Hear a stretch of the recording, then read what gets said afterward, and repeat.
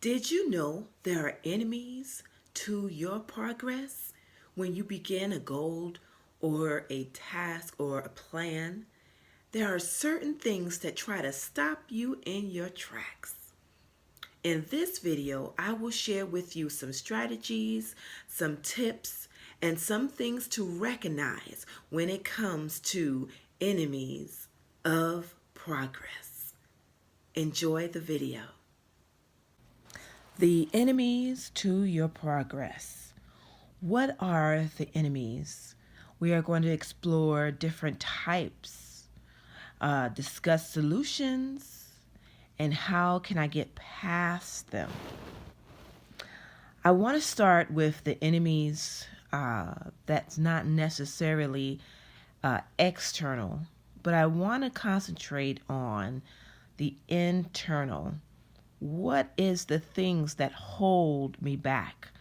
I'm going to give you scenarios of different people. You may find yourself in one of these categories, but trust at the end you will see some solutions, some tips, some strategies to help you along with these enemies so that these enemies will not hinder you in your progress.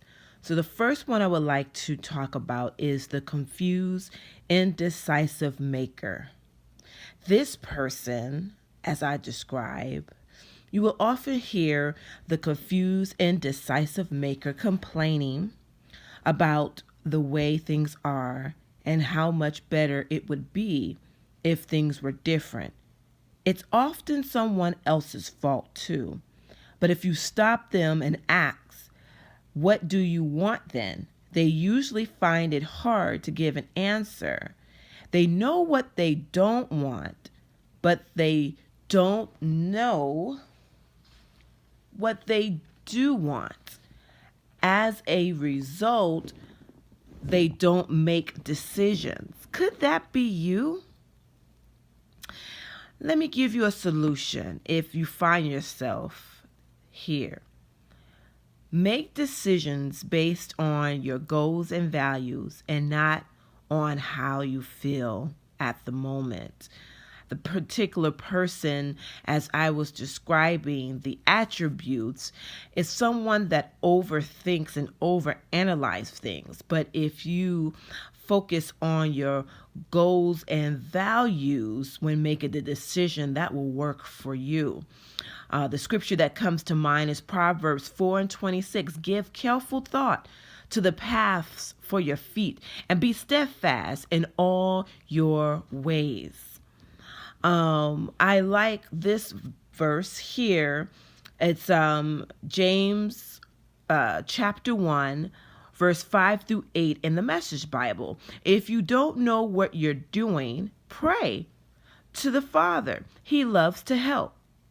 You'll get his help and won't be in any kind of way. Act boldly, believing without a second thought. People who worry, their prayers are like wind whip waves. Don't think you're going to get anything from the master that way. And then another scripture I would like to mention is, if any of you lack wisdom, let him ask of God, who gives to all liberally and without reproach, and it will be given to him. But let him ask in faith with no doubting, for he who doubts is like a wave of sea driven and tossed by the wind. The scared person. Could this be you? Part of the price for achieving our goals is to move outside of our comfort zone and do some new things that we may not have undertaken before. The reward is that this helps us to grow as a person. It takes us to new heights while also enabling us to experience adventure and fun. The scared person, though, will prefer to stand on the sidelines watching others do what they do and marvel at how courageous and clever other people are. Often, they are great at cheering others on, and they may excuse themselves for not venturing out of their comfort zone by being modest. But deep down, they may secretly wish that they were brave enough themselves to, if only they could overcome their fear of failure. Is this you? Is this one of an enemy to your progress? I have a solution for you. Behind many fears is worry about doing something wrong, looking foolish, or not meeting expectations. In other words, fear of failure. So, what we must do is redefine our mindset. Shift your mindset and redefine what constitutes failure and success. You might be thinking the wrong way towards what failure and success looks like. When you're dreading a tough task and expect it to be difficult and unpleasant, you may unconsciously set goals around what you don't want to happen rather than what you do want to happen. So the scripture I have for you is Isaiah 41:10. Fear not, for I am with you. Be not dismayed, for I am your God. I will strengthen you. I will help you. I will uphold you with my right hand. Another scripture I would like to read is Proverbs 2:6-8. For the Lord gives skillfully and godly wisdom. From his mouth comes knowledge and understanding. He holds success in store for the upright. These are some scenarios that can hinder your progress. And so I want to share another description. Is this you? The scatterbrain. The scatterbrain diverts their attention yet again to the latest good idea, and that becomes their new goal. The trouble is that they haven't allowed significant time for their earlier ideas to germinate and to take root, not to mention taking appropriate action before they're off again chasing the next thing. This person, if this is you, is easily distractible, eager, which is anxious, in a hurry, and is driven by emotional decisions. Could this be you? For a person like this, multitasking is not the way to go, and it has not worked in the past, so you want to avoid it. This person would need to focus. This person always feels rushed. People who are constantly on the go have little to no downtime, which makes them prime candidates for not getting much done. So one of the things I would like to suggest for you, if this is you, a tool I would like to call STOP. It's S that stands for step back, T that stands for think, O that stands for organize your thoughts, and P, which is proceed. Having a goal that is realistic and manageable. And I always like to share scripture to help you because it's a firm foundation to stand on. So one that I would like to say is Proverbs 4:25.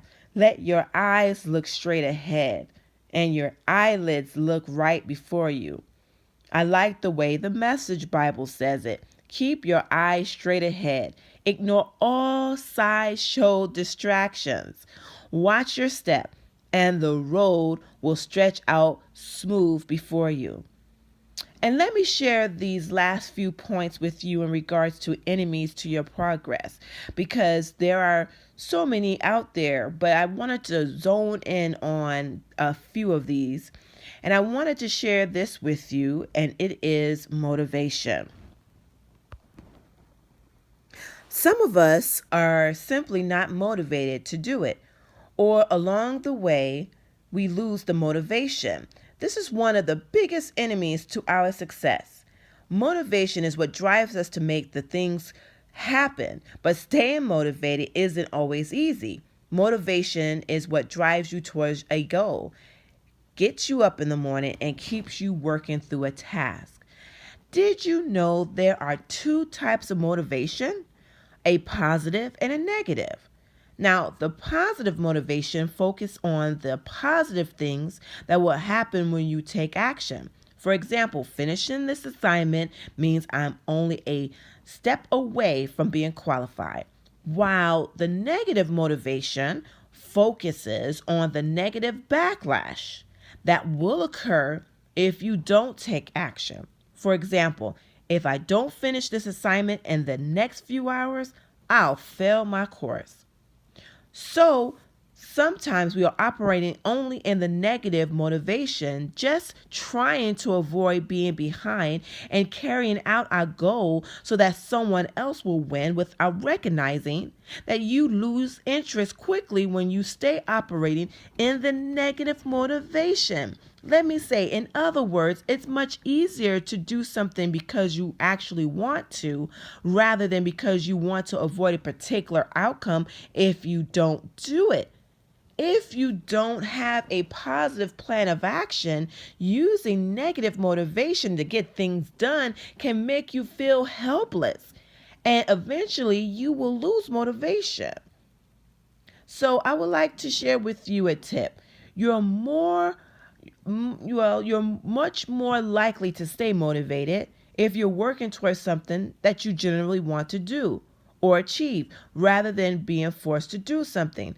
And tip number 2, if you have a goal that was assigned to you and you find it challenging, find something interesting within the goal that can help you be motivated. Number 3, when you're working towards something, it could be really motivating if you can see evidence that you're making progress. It's important to see that. You want to be able to stay in the realm of the positive motivation and not do the negative motivation. So what I would suggest is draw a visual representations of where you're trying to go. So draw or create a visual representation of how you're coming closer to achieving the goal you're setting yourself. And I want to share this tip. Promise yourself some sort of reward each time you complete a task. So whenever you feel as if you cannot move on because you don't really care for the task that you're doing, promise yourself some sort of reward. That will help you get to the next step. If you have to do something like really, really major. One thing I want to leave with you is this: the process of deciding what you want to accomplish and devising a plan to achieve the result you deserve or you desire. Don't allow the enemies of your success to hinder you into moving forward. I shared with you several different scenarios that can hinder you in your progress. There was the scatterbrain. There was the scared person. There was the person that was confused and indecisive. These things can hinder your progress when it comes to your goals or any projects that you have going on. The first thing you want to do is recognize any of them. If any of these were you, great. Then you can now work on what you can do to better help yourself when it comes to moving forward in your task and your project. You want to be able to identify what it is that is hindering your progress, and then stop it, cut it off, cut it out, and begin to start doing some creative things to get you moving forward. So this video is to help you see and identify what could these enemies of your progress look like, enemies of your progress be, and then help you with some tips and some strategies to help you move forward in your goals.